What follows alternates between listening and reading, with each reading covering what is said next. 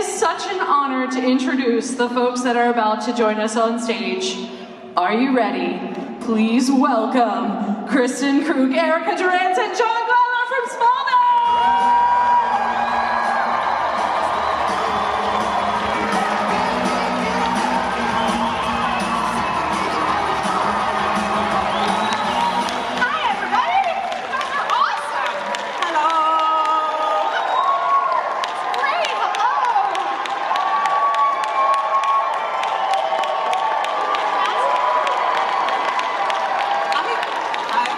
Take it in.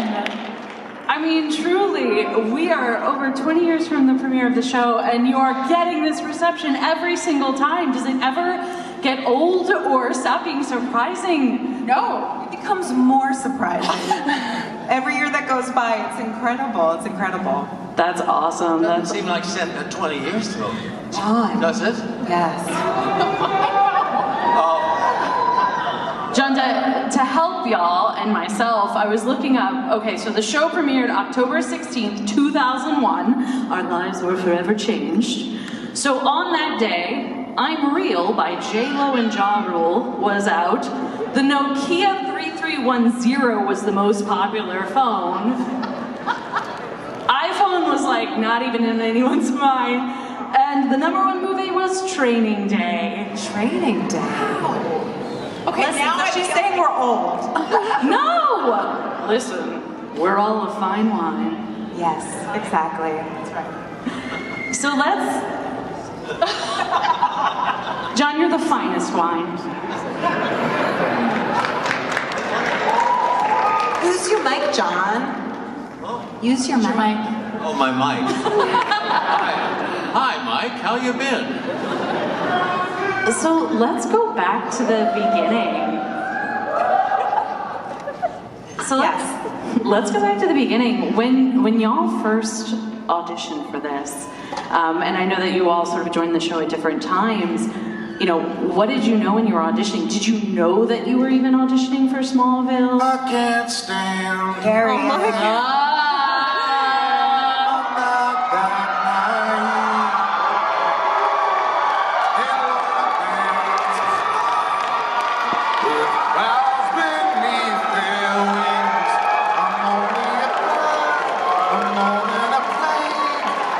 Just looking for the words now, and it's not easy to be me. Y'all, please welcome to the stage the lead singer of Sunspin, Michael Rosenbaum. Kristin called me and was like desperate, get here now. I was like, why aren't you at our panel? They want you get my...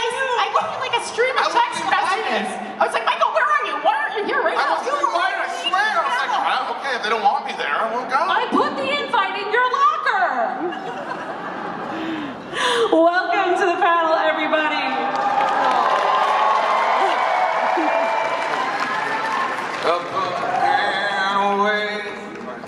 That should have been the theme song, but I did think that. I like the song. She was just asking us about the beginning and what we knew about the show when we auditioned, and that I knew it was a Superman show. I knew all of that, but it was that I thought that would be our theme song. Probably wouldn't have it been. was a sweet song, but I guess the show needed more energy to open up, right? Yes. And what about the rest of you? What was it like when you were auditioning? Did you sort of have an inkling of how big this show might be? You know, did you look at the script? I mean, obviously, Erica, you have an inkling. I did.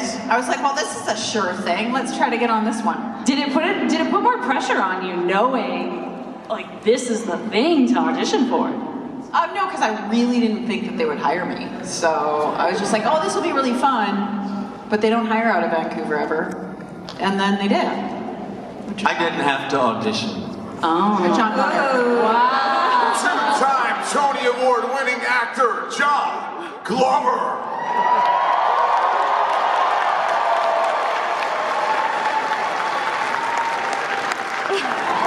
You know, I've told that story, but I didn't want to do it because I thought it was just going to be some fluffy Warner Brothers kind of goofy Superman shows. Like, yeah, that's not for me. I don't know anything about superheroes and that stuff. And they're like, no. They want to do something real. They want it to be grounded. I mean, somewhat grounded.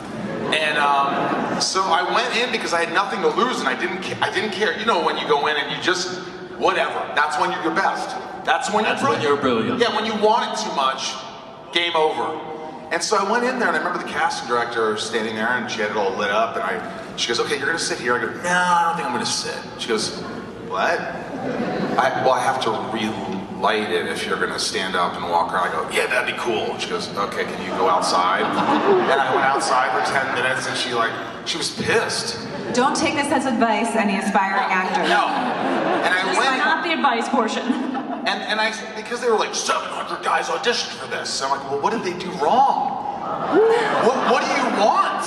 Because there's a lot of great actors out there, and they go, we wanted charisma, we want this, and brilliance, and all these things. I go, okay, I'll be smart here, I'll be charismatic here, and I circled the 3 pages that I had, and I went in, and my agent called me a week later and goes, they want you to come test for the network in the studio, and I go, no. And I wasn't being a dick, I swear, I just was like, I'll never be that good again. Ever. Tell them to rewind the tape, because you could rewind it back then. And he goes, you're gonna lose the job. And I go, all right. And he goes, you son of a bitch. It's yours. I'm like, I couldn't believe it. I still thought they'd admire me when I got on set. Not at the advice portion. Yeah. Again, it was just, I don't know what I was thinking. reason. But it worked this time. It worked for that character. So you went in with nothing to lose, you got it, and then you lost your hair for 10 seasons. Yeah, I think in my feeble mind, I thought that I wouldn't have to shave it every day, that they would let it, a week's growth, I'll be, they're like, no. And they were like, in the beginning, they're like, we're gonna have to shave your head again today. And no. But it was a crazy process, but it was just different. I remember looking in the mirror and going, it actually helped me. It turned me into the character. When I was bald, I looked in the mirror and I go, wow. But I thought they were gonna fire me because I wasn't as pretty as these people. And I had this weird knot on the back of my head, which I tried to have the camera guy just not film. It was like this big matrix bump. But anyway, it worked out. Oh, thank you. I had a sexy father, too. Oh boy. So you mentioned a bit. Okay, John. Oh, This is what he did on set. He would come up to me and go, Lex. I go, stop! What are you doing? But he made it work. He made it work, you perv. No, at first, Michael's kind of a cut-up when you're trying to, on another level and everything. But I realized that what he was doing was making me feel like Lex needed help. But I was ready to kill him a couple of times for shooting scenes. Yeah. I thought, in the beginning, I was like, John, this guy doesn't like me at all. I don't know what to do. You were establishing our relationship. Yeah, I think so. I was intimidated by you. It's all about the art. And then I threw you out a window. It was perfect. So you touched a bit about sort of the genre of it all, and the show sort of mixed genres together. We had the teen drama element, we had the superhero element, and a lot of that really wasn't formed until after the show came out. What is it like when you look back and think about the legacy of the show? What are the things that have stuck with you the most of your experiences? Kristin? Yeah, I mean, it's tough because, being there at that age, at that time, with so little experience, it all was like a blur, to use a term that Smallville used a lot, but it was just such a crazy, kind of isolated world that we were in, and it's hard to look at it contextually. How do you pull out and see what's happening culturally? You're so inside of it that we can't. But I remember just the little things that we got to do, and ride horses and fight and do these great scenes and be with each other, and that's kind of what stuck with me, and not the macro stuff. And also, when we did it, not everything was shared, or there wasn't the social media, so you could go to the studio and do your little thing and have this. It just felt smaller, and then the exposure was was quite a bit different. And now, I mean, people are on it and they get that kind of real life feedback maybe, and they, Yeah, we were super isolated in our own little world, which was lovely. I got to kiss Kristin once. This is a myth that you've started. This is a mythology. Wait, he never kissed you? No, it Rewind the tapes. I was being somebody else. Maybe it was when me and Clark changed. But yeah, I remember right? kissing her. She did not put her tongue down my throat like Uma Thurman did. And She did. and Rob. I mean, that was just rude of her. And it would get deeper and deeper. She messed up the thing, so we'd have to do it again and again and again.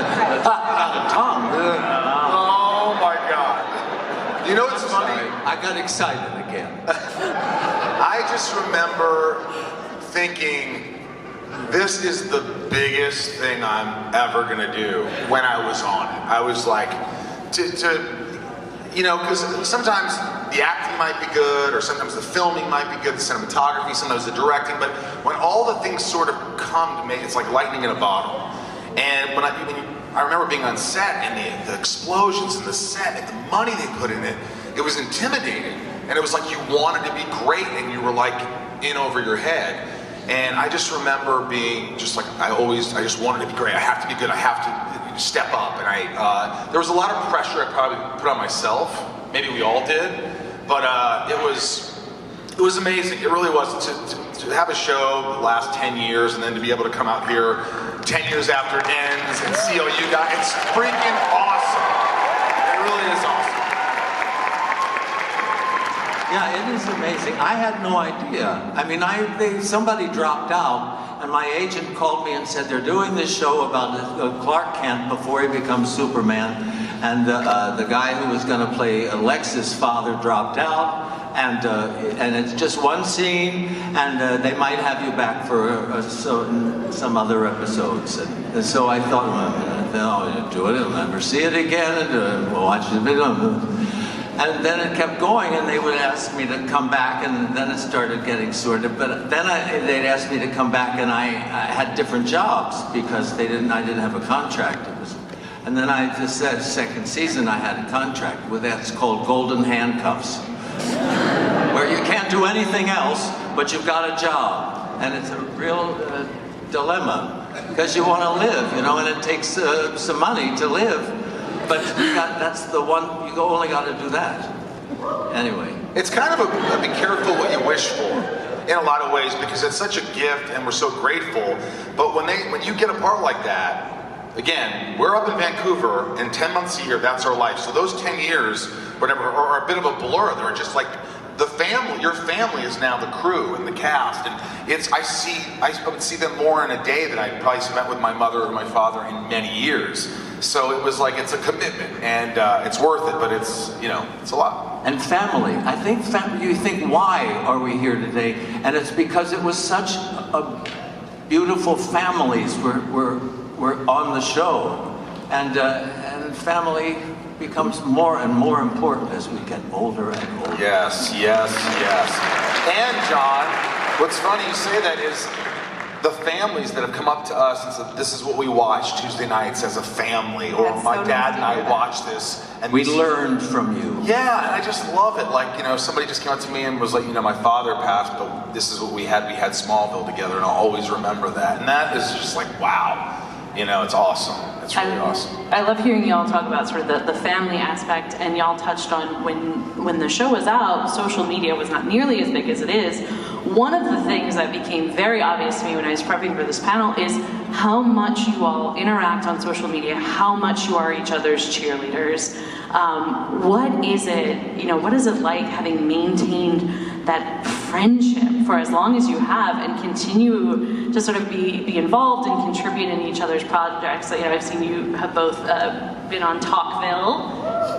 Yeah. I just want to say that I think our friendships are stronger now. That's exactly what I was going to say. 100%. Like Erica, we would pass each other and we'd be like, hey, how are you? Or we'd have one scene. But now we've become great friends, and we both deal with anxiety and life things, and we talk about those things. And she's been on the pod. And John, I think we've gotten closer, and Kristin for sure. And it's like, I think so, John. Anyway, no. I wasn't saying we have. It is. It's nice, and it's funny because you look at all these other shows like Arrow, and they have millions of followers. I'm like, we would have had millions of followers if we started back then. And we started that show. We were before them. We got them going. Steven, where's Steven and Mel? Are you out there? It is really funny though because like with Erica and I, we never really worked together. We had a couple scenes here and there, but for some reason with this show, and maybe it's because of Michael partly coming out doing these conventions and seeing each other more regularly, we've as adults really forged, like Erica and I have a lovely friendship and we see each other and it's just been such a gift. It's been amazing. Like we get to meet you guys and we also get to know each other better. And that's really nice, like outside of work where it's weird. Work is always a little weird. I think what's special about it too is you know, sometimes you have these experiences where, you know, for 5 years, 6 years, 10 years for you guys, you work on something that is so life altering and changing and then that might be your only experience of something that intense. So if you have a friendship with someone who knows you from that space in your life and then continues on through all of your other stuff, it's super special because usually you kind of have to just kind of lobotomize that part of you that did that show because nobody knows you from it. Or Yeah, it's rare that, too. right? And like Tom and I, like Tom, you know, he was in every scene. The last thing he wanted to see was my face in his real life. And I understood that. And we always had fun on set. We always respected each other.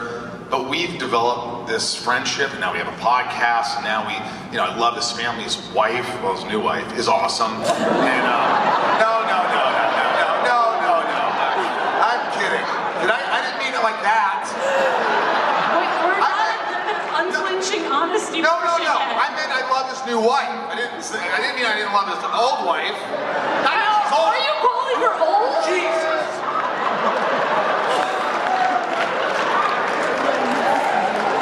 You're good. It's okay. There's no way to backtrack. It's all good. What? It's all good. Let it be. Sometimes the truth just will up, you know? What are you gonna do? Fantastic. So y'all, we are going to be transitioning to audience Q&A soon.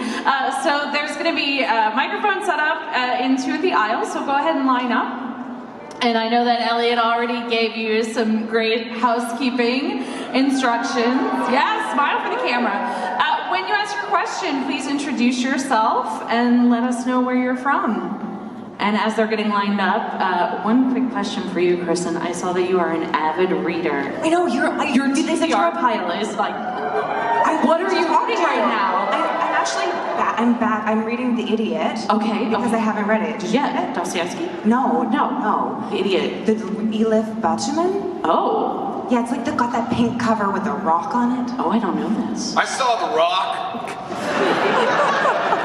But I was like, oh, I'm gonna have to ask for book recos. Tomorrow and tomorrow and tomorrow. I read it. Oh, so good. Yes, did you guys like it? Yes. Okay, we are going to go to questions before Kristin and I talk for 2 hours. Okay. All right, we're gonna start right over here. Hi, what's your name? Where are you from? Hi, my name is Matt, and I'm born and raised here in Chicago. All right. Thanks for yelling that. We love you. Yeah, and I've been a loyal Smallville fan since back in 2001 when my father used to record the TV shows. I was like 10 or 11 back then. Thanks for making us feel old. Thank you. No, Matt, what's your question for us? so, Smallville is the one franchise where people get affected by kryptonite, and they get numerous effects. So let's say you guys got affected by either kryptonite color, whether it was red, green, even gold itself.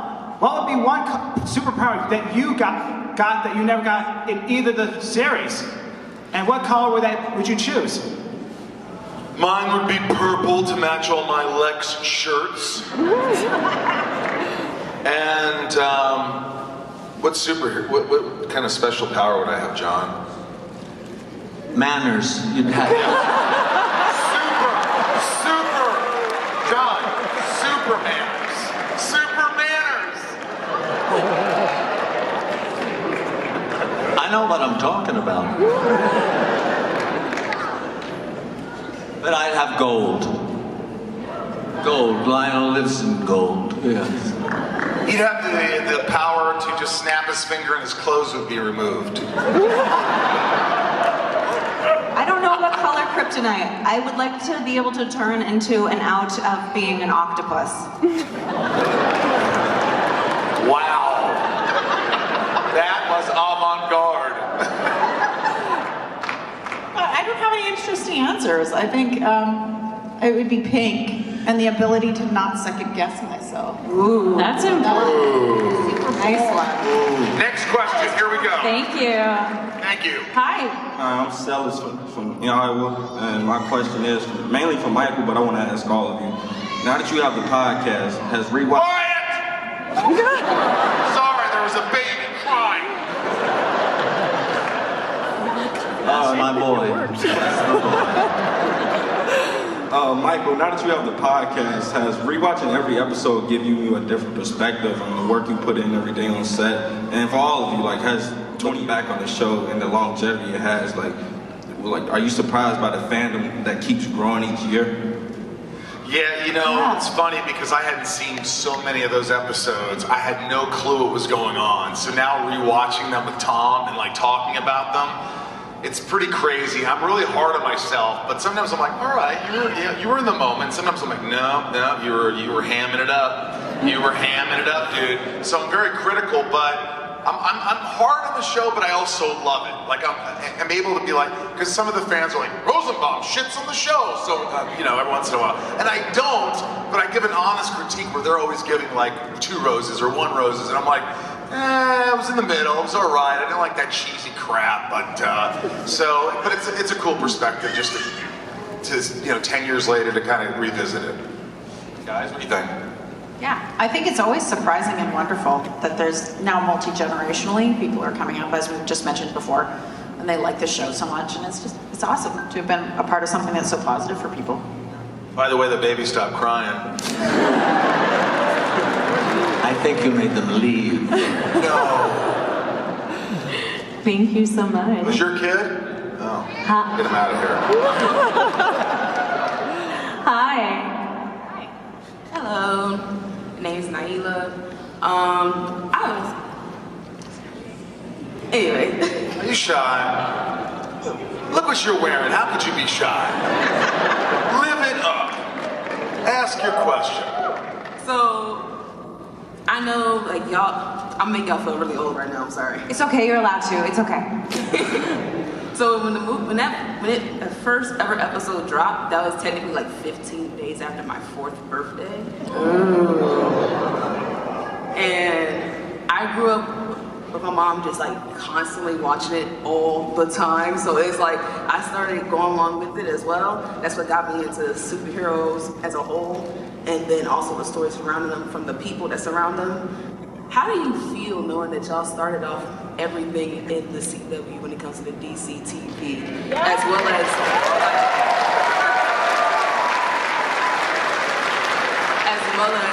the other iterations of your characters? Because there were a lot, so. I really believe that, like, I'm not shooting our own horn, but like, we were the only show like that. We started out, we were doing these cinematic little movies every week, and it gave the studios a lot of ideas, which started to turn into all the Arrow universe and Superman and Lois and all that stuff. It really it saw how successful it could be in using the same model and the same DP, Glenn Winter, and a lot of the same crew. They created these other shows, and all the power to them. But it's really an honor to see that we started something. So you look back and you're not going to see, like, some of the effects might not stand up, and it was a little bit campy at times, but it was the first, so we were going to have our mistakes, but we also had some great storylines and great character development and some amazing episodes. So. And Erica, you got to revisit Lois for the crossover event. What was it like jumping back into that role with Tom after all that time? It was really fun. We hadn't seen each other for almost a decade, and I dropped off a set, and he was at Crafty eating. Yeah, as you do. And it was as if we had just gone for a long lunch or something somewhere, and we all that time hadn't passed. And it was really fun, and I thought they tied it up really well, and And yeah, we had a great time. Fantastic. Didn't you do Superman and Lois too? Or Supergirl? You didn't do an episode? Yeah, I did do Supergirl. It's like, How- no. Oh wait, yeah, I did. But you played a different character. Yeah, How was that? that was really fun.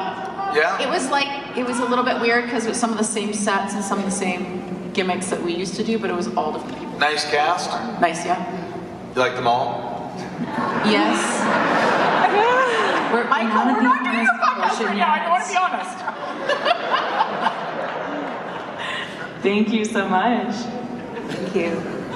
Hi. Hello, I'm Laura from the Chicagoland area. I actually had this opportunity to ask Tom the same question several years back in a panel, but John, for you, season 4, episode 6, Transference, likely the episode where you got to kiss Kristin. What was that like, trying to embody a character who was 18 years old and like act as Clark versus Lionel? Yeah, it was very hard because Tom has this ability to be still and listen, and it's very powerful. And I'm full of kind of tricks and things, and keeping things moving. And I learned a lot from him. Yeah, because he was kind of brilliant with me. Have a gesture that I would do with my tongue. Tongues are important. Oh, no. John. Sorry, John, Tom. like that. Anyway, yeah. Tom tells the story with you. How you went, you go, how do you do, you do nothing. How do you, he's like he says that, with him you're trying to. But Tom could do nothing powerfully, and I just felt like an asshole.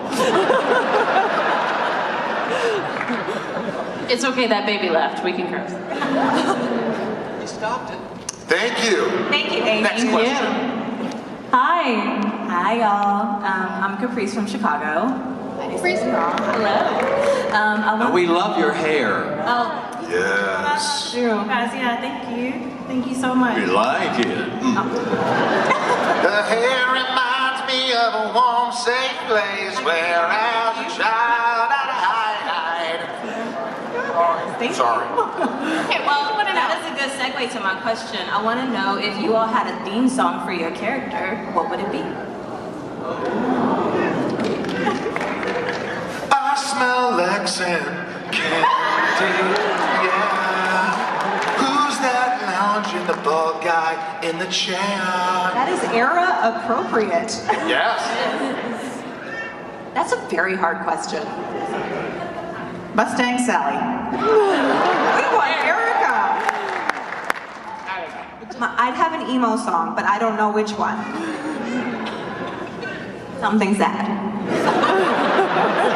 It's true. Lionel's a zippity-doo-dah. I think that's John's.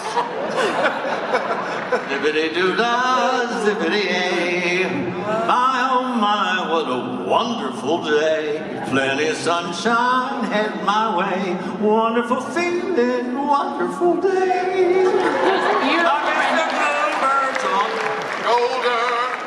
Truth, It's actual. everything is satisfactual. Thank you so much. Thank you. Hi.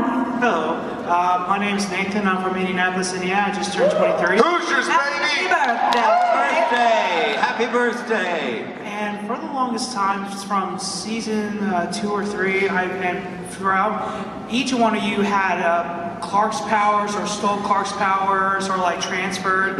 I was wondering, because Tom had to do it for the longest time, and when you guys got to do it, did you have to like pretend in your head, or when you're doing his stunts or heat vision, super strength, like did you have to get in the mindset or ask Tom for advice? Like, what was your main mind going using his powers? I don't think I ever had. I didn't either. I didn't have his powers, but I didn't None have of us powers. did except John. I did? Oh, I don't. Did I have to do like heat vision and stuff? When you tried to kill Lex and Clark tried to stop you, Was it the black outfit? yeah, black outfit. Okay, I always admired Tom's ability to do all of his powers. I always thought it would be the most ridiculous thing and I would laugh all the time. Doing anything extreme, but he committed to it and he didn't giggle about it, and I think I just mimicked that. But Lana was kind of evil in that episode, so I got to do it with like an evil intent. Yes. Thank you. Thank you. Thanks, man. I never had Clark's Well, powers. I just had to imitate him, so we talked about that. That was just hard. Zod? Zod. But I didn't have Tom's powers, did I? They were the same, though. They're the same. Oh yeah, sorry. Sorry, guys. You know what? Zod was not an easy character to play, and it's funny because I saw that, Michael, you'll be playing Zod and Lex. I'm like, cool, I get paid twice. Tom's like, no, you don't. You're not getting paid twice. And I'm, what do you mean, 2 characters? And I remember one time I was on these big wires, and they were flying me in. This is one of my favorite stories. Continue. And I remember they had me on these wires, and I had to go. I go to Tom like this, but the wires kept moving me, and I went. Wires are moving! Stop it! And Tom can't keep a straight face. And by the time finally I went there, and I just had to look at him and go, kneel to Zod. I mean, it was non-stop laughter. I could not do kneel to Zod. And Tom's like looking at me like this. It was just, some things were very embarrassing, but we got through them. Thank you. Next question. Hi. Hello. My name is also Nathan from Macomb, Illinois. My question's for Mr. Rosenbaum. One of my favorite things you've done is pool hall junkies. Oh, thank you. That's one of Tom's favorites too. He likes it. So I was curious, do you have any cool stories or anecdotes or words of advice from Christopher Walken that he might have gave you the characters? You know, he was a weird dude, man. I remember going on the set, I tell a story, I was like, hey, my name's Michael Rosenbaum, I'm working with you, should I call you Chris? Should I call you Mr. Walken? He goes, I don't know.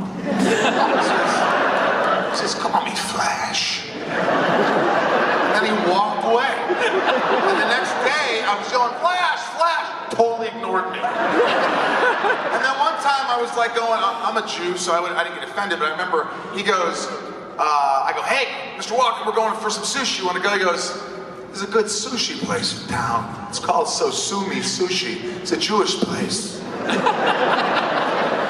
It wasn't racist or whatever. I don't know if it's a race, but it made me laugh. He was being funny. He knew I was Jewish. It was all right. Thanks, but he was great. I mean, he's just weird. He signed my King of New York poster, and I go, yeah, you just put Chris Walken. He goes, Chris Walken. And then he put 2000, the year we filmed it, goes, and he circled it twice, and he looked at me and goes, 2000. I go, thank you very much. A real treat. But he got pissed on set one time. It was a first-time director, Mars. And they only had Walken for 3 days. He probably got paid $1 million, which is half the budget. And he was pissed because he was in his trailer for a long time, which we're used to being in a trailer. It happens. And he walked out on the set one day and he goes, Mars. And everybody looked, and there's Mars, the director, goes, today's my last day. And he walked out. And Mars goes, oh shit! And he ran after Mr. Walken. So, yeah. Thank you. Let me guess, your name's Nathan. Hi. Hi, my name is Lourdes. I'm from Brazil. Lourdes? Yeah. And I want to ask about looking back, how all the guys changed something about your characterization. Sorry about my English and little. It's great. You're fantastic. Or they changed something about it, or they wish your character to go in a different path. Ooh, yeah. So if you had the opportunity, Kristin would say yes. I mean, yes and no. I think that it would be more about the process of playing the character. If I knew what I know now, it would be a totally different experience, obviously. But I wish I had just been able to have more of a sense of my craft so that I could, shape her more consciously instead of being so kind of reactive. And the character was reactive. as well as I was reactive. But I would change that, and I would hope for her to have a little more agency, to have like dreams, to have things that she was going for that were outside of the context of what she was living in. Although she went through so much trauma, so I understand. I understand. Erica?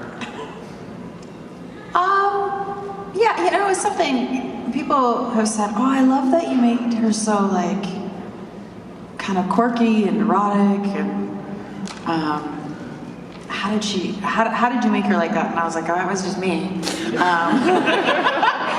Super stressed out, and you know, trying to join this cast and that kind of thing. And so I think I was just trying to basically, I felt like I was catching up to a running train. So I don't think I would change how I approach it, because I think that was part of what ended up being charming about her. But yeah, I liked her. I think she was pretty cool. Glover, would you change anything about your character? We loved Lois. She was awesome. Now this Lois would be so tired and like jaded and sleepy. Like, whatever, fight your own. We had some the scenes together, right at your beginning, right? Yeah. I played with you. Now that is you all have filthy minds. John and I had a deal, just blew it.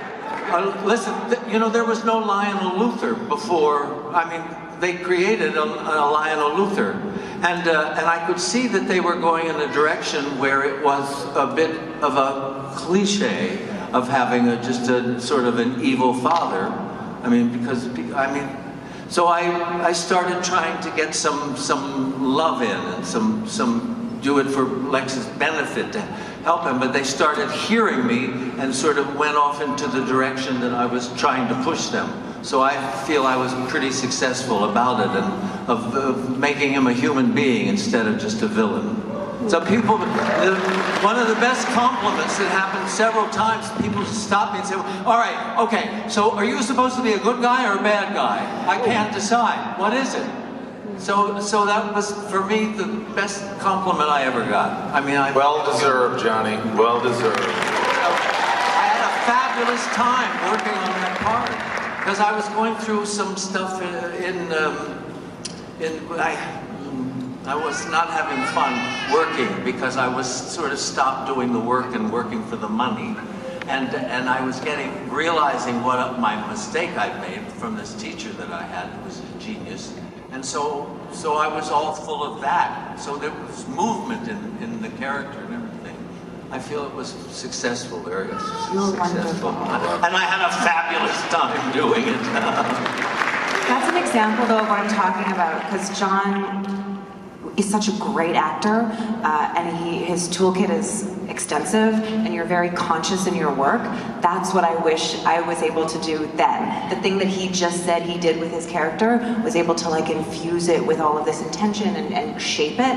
That's the sign of someone who is skilled and is able to shape this work. But that takes a long time. It takes a long time. And exactly. You can't do it out the gate.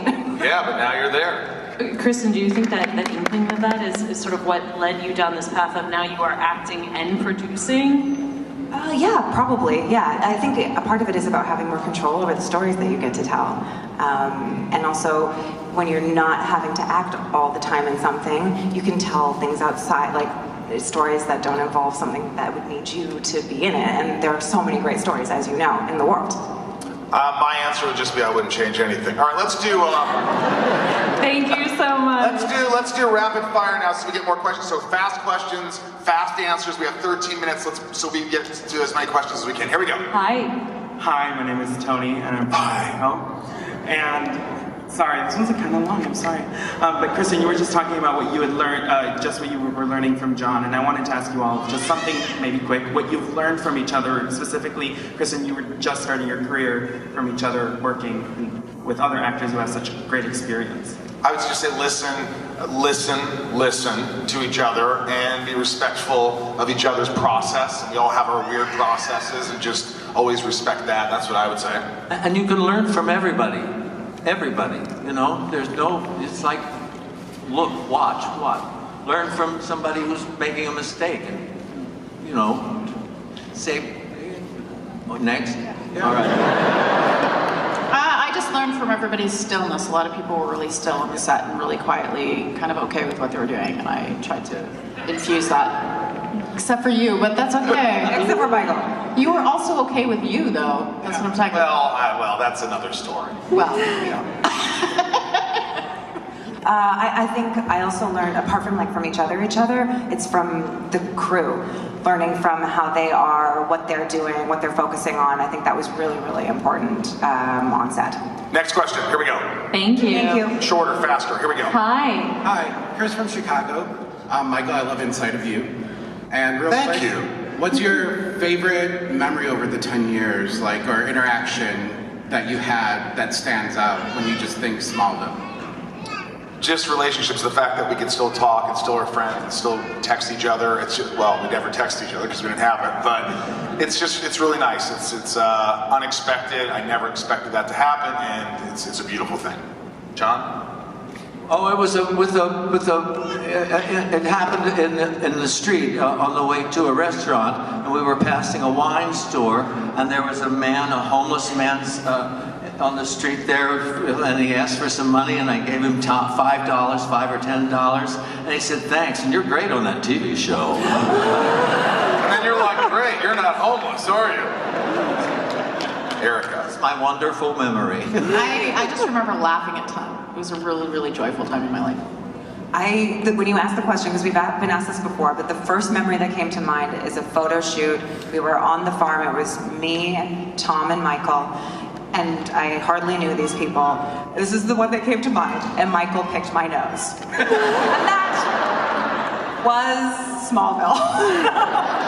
Who's to say, they say you can pick your nose, you can pick your friend's nose. Wait, you pick your nose, you can pick your friend's, but you can't pick your friend's nose. But I did. So there you go. Next question. Thank you. Hi. Hi, I'm Corey from Iowa. Corey! My question's for John. I'm a big fan of your performance as Daniel Clamp in Gremlins 2. Anything to say about your time on that movie, quickly? I had a blast, and I'm thinking there should be a Gremlins 3 where Daniel Clamp is the President of the United States. Thank you. Yeah, really good movie, wasn't it? I wouldn't mind that. He was more likable than the guy he was based on. We're putting it out in the universe. Thank you. Next question, my friend. Hi. Hey there, my name is Melzora, and I'm from Hutchinson, Kansas. I'll get you, Melzora, and your little dog, too! All right, scared the shit out of you, I guess. Go ahead. It's the unofficial official home of Clark Kent, and we have a convention every year. Would you guys consider coming to Kansas? Sure. Only filmed in Vancouver? Yes. Yeah. Yes. There we go. Thank you. Next question. Thank you. Hi. Here's mic drop, right? No, it's actually Kevin. My best friend's Mike. Oh, nice. I'm from Hammond, Indiana, and my question is, Hoosiers. Hoosiers. Who's your daddy? Never met him. Just kidding. Now that's a Hoosier for you. So I told Erica yesterday what my most memorable performance of hers from the show was. I was wondering if there was anybody from the show that you were either acting across from them or observing them or watching the episode that their performance just really stood out to you as being, oh my God, what a great job. Just rewatching the show now, I just when I'm watching John's performance, when you were lying in the hospital and you were, when you say, I'm blind, son. And that moment, there's just a few moments, just moments that you have that you create, that you bring this powerful, just feeling, and it holds up, and that's what I remember. Guys? I'm afraid to watch it. I don't know why, but I should get over myself and put it on the... Yeah! I don't know how to work the equipment anymore. Get over it! I'm old. Honestly, every guest star that came in and had to play these insane characters, like I'm thinking of even like Amy Adams came in and played that crazy jaw-dislocating She was great. deer eater, and she killed it. I just watch people come in, I'm like, this is insane stuff, this is insane. What happened to her career, though? I don't know, she's like nowhere, I don't know. Does anyone know? I think she won an Oscar. That's what happened to her. I think she's dating Superman. Oh, really? Tom's dating her now? I thought Tom's married. He's my Superman. Oh boy. All right, next question. Thank you so much. Thanks, man. Hi. Hi guys, my name is Brock. I'm from the Chicagoland area. My question is, you all were on Smallville for a different amount of time. When you exited from the show, what kind of stuff did you take with you, or did you take anything from the set? Steel? Hey. Like physically or like in your heart? I've got Zod's trench coat. I've got chip keys. I've got Lex Luthor glasses from the bar. I've got so much shit. The cage that was in Onyx that I was trapped in the basement. I got the head thing. I have got so much shit. Pause. You have a cage?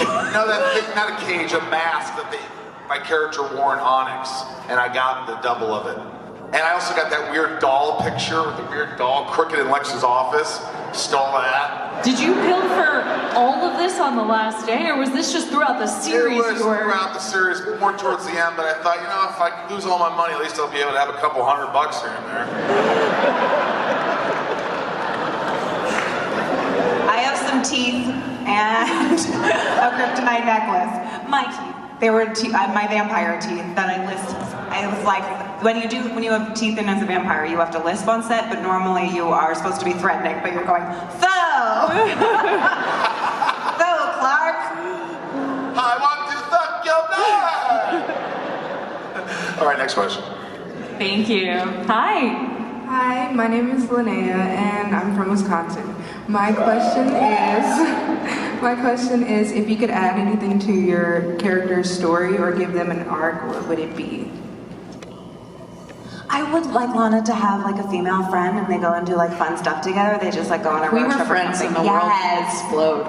What, explode? Well, I feel like if we were even nice to each other, Oh, yeah, in it the would all same fall scenes, apart. The whole universe would explode. Yeah, if we were, that would have been fun. Yeah, but that would have been great. Secretly, like, Tom brings up something pretty cool. It would have been nice if they introduced like sort of Bruce Wayne into the picture, and like Lex was friends with Bruce back in the day. It could have been a really cool storyline where, obviously they go their separate ways, but I always thought that would be cool.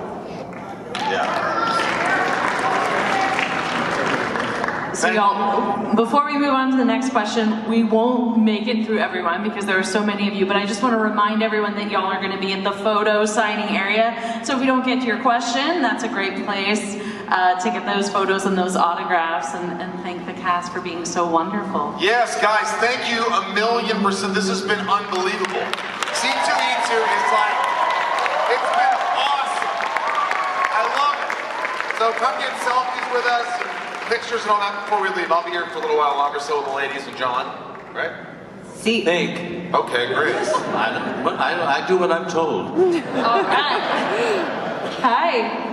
Hello, Josh from Tampa. This question is for Mike, but anyone can chime in if they have any thoughts on this. So, Mike, you're friends with Mike. Who calls me Mike?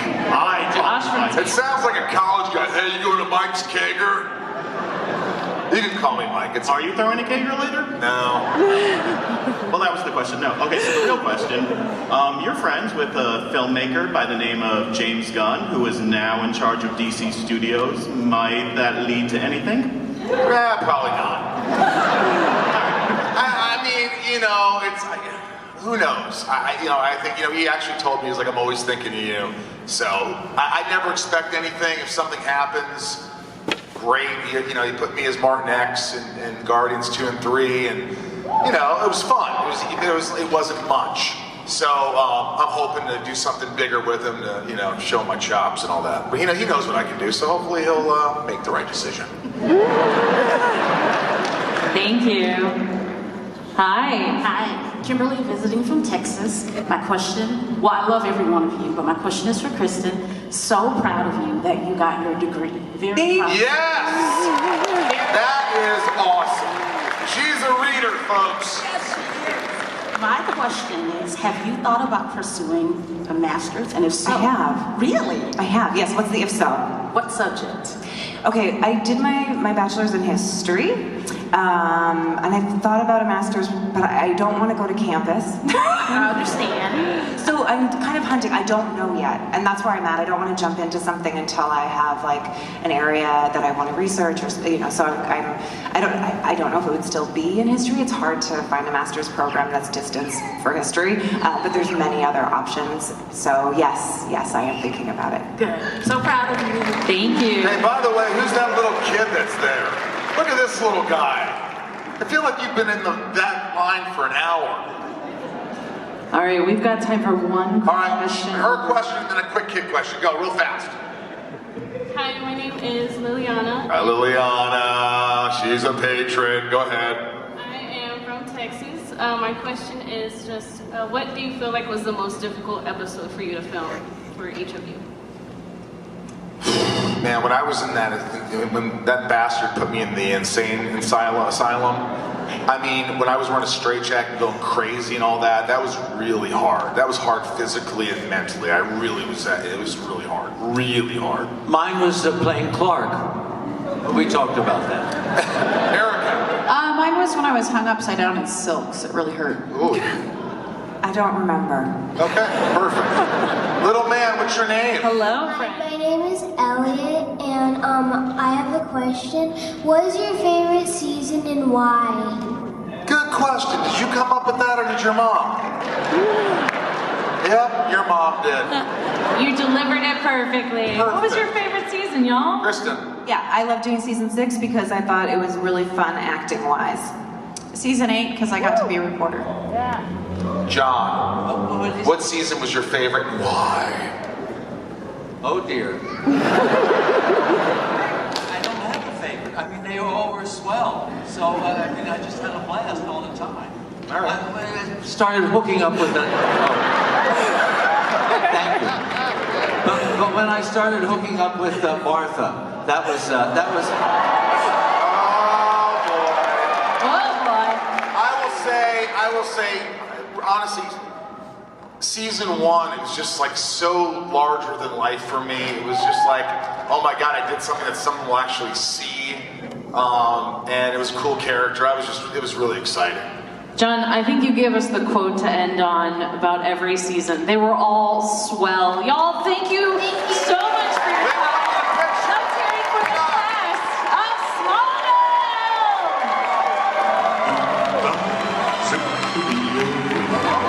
My, oh my. All right, toss those hands up and scream on the count of 1, 2, 3.